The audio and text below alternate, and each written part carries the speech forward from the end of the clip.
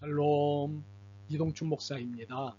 오늘도 여러분의 삶이 주님의 평안으로 가득하시길 기원하며 하나님의 말씀을 나누겠습니다. 오늘 주시는 말씀은 누가복음 8장 4절로부터 15절의 말씀입니다.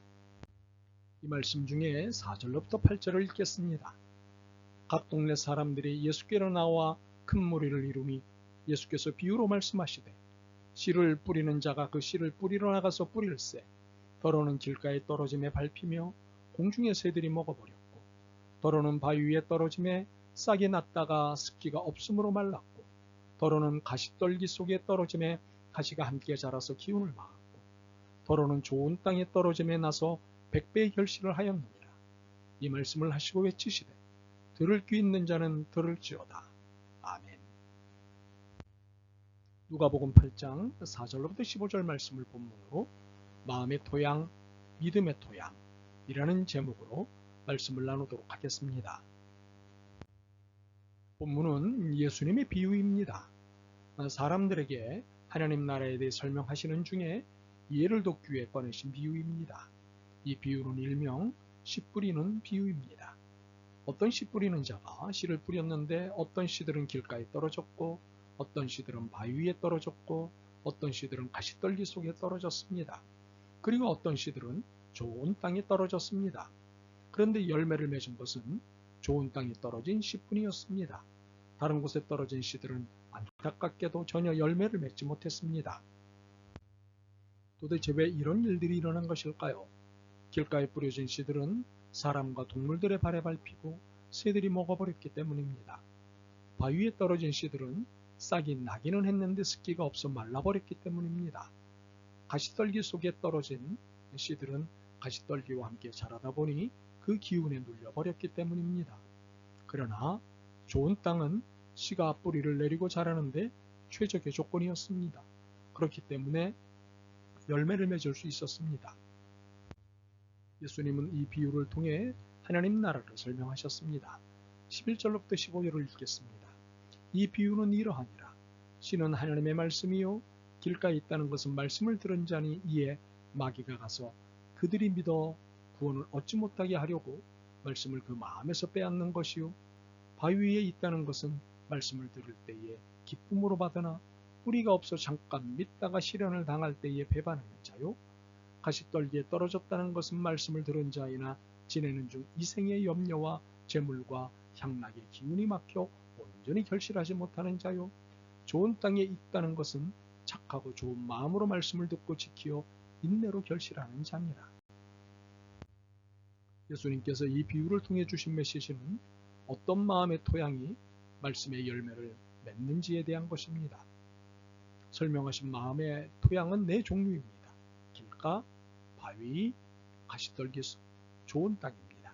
이 비유의 의미는 이렇습니다. 길가는 말씀을 듣기는 한 사람입니다.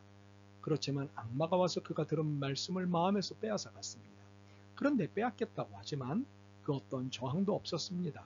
저항한 척이라도 있는지 봤지만 이런 척도 없이 내준 것입니다. 마치 가져가 그런 것입니다. 그렇게 이 사람은 믿음도 구원도 열매도 얻지 못했습니다.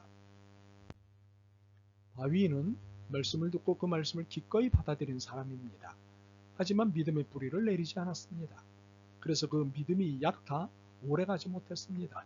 결국 시련이 오자 믿음을 버리고 말았습니다. 이 사람은 그 어떤 믿음의 열매도 맺지 못했습니다. 가시떨기 속은 바위 사람처럼 말씀을 듣고 그 말씀을 기꺼이 받아들인 사람입니다. 그렇지만 살아가는 동안 걱정과 향락에 휘둘려 말씀의 은혜를 맞바꾼 사람입니다. 무엇이 부족하거나 안되면 걱정에 쌓이고 재물이 풍족해지면 금세 향락에 빠지니 말씀의 열매가 제대로 자랄 시간이 없었습니다. 좋은 땅도 가시떨기 속 사람이나 바위 사람처럼 말씀을 듣고 그 말씀을 기꺼이 받아들인 사람입니다.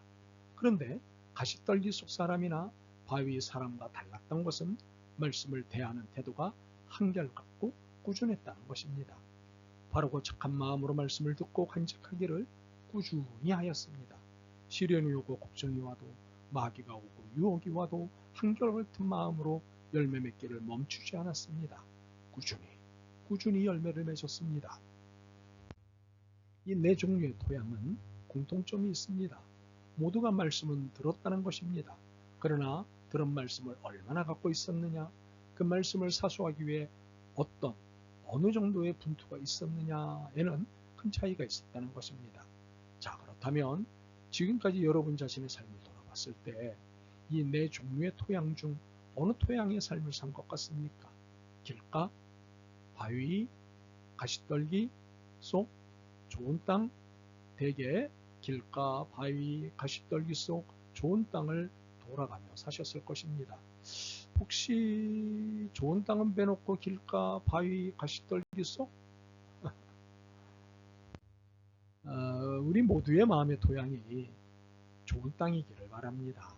그렇지만 마음은 원해로 돼 육신이 약한 것은 사실입니다. 결심도 하고 의지도 단단히 다지지만 쉽지 않을 때가 많습니다.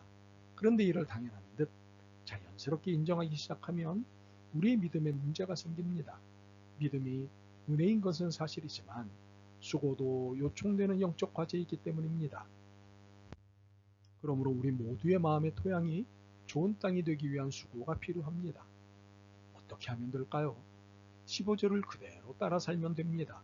좋은 땅이 있다는 것은 착하고 좋은 마음으로 말씀을 듣고 지키어 인내로 결실하는 자니라. 첫 번째로 좋은 땅이 되기 위한 수고는 우선 착하고 좋은 마음을 지키는 것입니다. 착하고 좋은 마음이란 변치 않고 선한 마음을 유지하는 것으로 이 마음을 위해 계속해서 마음의 밭을 갈아야 합니다. 매번 생기는 돌멩이와 잡초를 걸러내야 합니다. 참으로 수고 없이 저절로 되는 좋은 마음은 없습니다. 악을 버리고 나쁜 것을 상대하지 않는 수고가 있어야 좋은 마음을 유지할 수 있습니다. 만약 이런 수고가 없다면 말씀은 듣되 깨닫고 받아들이는 마음이 얕아질 수밖에 없습니다. 결국 그 어떤 열매도 맺지 못합니다. 그래서 번면합니다. 착하고 좋은 마음을 위해 매일 첫 기도 시간을 사용하시길 바랍니다. 이 마음을 유지하며 살 수 있게 해달라는 기도로 하루를 시작하시기를 바랍니다. 두 번째로 좋은 땅이 되기 위한 그 다음의 수고는 착하고 좋은 마음으로 말씀을 듣는 것입니다. 말씀을 들을 때 어떤 마음으로 듣는가가 중요합니다. 이것이 영적 성장, 영적 열매의 여부를 가름하기 때문입니다. 그렇기에 돈벌 궁리와 향락의 마음으로 말씀을 들으면 안 됩니다. 더욱이 의심과 부정적 태도로 들으면 반드시 성장은 더디고 열매 또한 더딥니다. 혹시 성장을 하더라도 기형적 성장이고 열매를 맺더라도 독이 든 열매가 될 뿐입니다. 그러므로 갈라디아서 6장 22절과 23절의 말씀에 있는 사랑, 희락, 화평, 오래 참음, 자비, 양선, 충성, 온유, 그리고 절제의 열매를 맺고자 하는 마음으로 말씀을 듣는 것이 올바른 거룩함입니다. 세 번째로 좋은 땅이 되기 위한 수고의 마지막은 착하고 좋은 마음으로 말씀을 인내하며 지키는 것입니다. 무슨 일이 있어도 말씀을 붙잡고 견디는 것이 인내입니다. 인내는 유혹과 욕심에 흔들리지 않는 애씀입니다.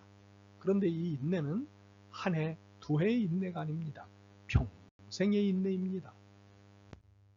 그래서 놓치지 말아야 할 것이 긍정적 태도로 웃고 기도하고 감사하는 삶을 사는 것입니다. 이러한 긍정적인 태도가 기본이 되어야 사랑, 희락, 화평, 오래 참음, 자비, 양선, 충성, 온유, 그리고 절제의 열매가 맺힙니다. 이 사실은 불변의 진리입니다. 바라기는 우리 모두의 마음밭이 말씀을 잘 듣고 좋은 열매를 맺는 좋은 땅이 되길 소망합니다. 그래서 가시적인 결과들이 교회 공동체와 개인의 삶의 자리에 속속히 나타나기를 기대합니다. 이를 위해 긍정적인 웃음과 꾸준한 기도와 변치 않는 감사를 매일의 삶에 나타내길 기대합니다. 아멘. 주님, 저희들이 좋은 땅이 되어야 하는 이유를 새삼 깨달았습니다. 저희들의 생각이 거룩한 열매를 맺는 생각으로 가득 차게 하옵소서. 예수 그리스도의 이름으로 기도드립니다. 아멘. 오늘도 여러분의 믿음과 삶을 응원합니다. 사랑합니다.